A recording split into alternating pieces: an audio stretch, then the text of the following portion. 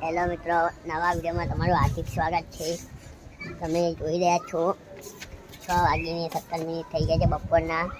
તો બી તડકો એટલો ને એટલો જ વધી રહ્યો છે અને ગરમી અત્યારે 38 સેલ્સિયસ ચાલી રહી છે. હજી પણ ગરમી બહુ જ લાગી રહી છે. તમે જોઈ રહ્યા છો બપોર સાંજ થવા આવી છે તો પણ એટલે ગરમીથી બચવા માટે તમે નિયમિત પાણી પીતા રહો, ઘરમાં રહો.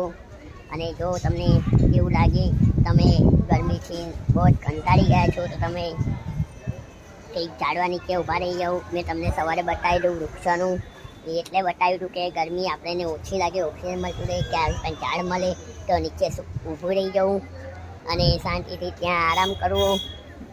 અને ગરમી વધતી જ ગઈ છે આમને આમ દિવસે ને દિવસે. હવે તો એમ લાગે છે ગરમીનું પારો પણ બહુ ઊંચો ચડી ગયો છે. હો ભાઈ, હવે તો એમ થઈ ગયું છે હવે આપણે ગરમી જાય તો સારું, વરસાદ આવે તો સારું, આપણને પણ ઠંડક થાય, લોકોને પણ ઠંડક થાય.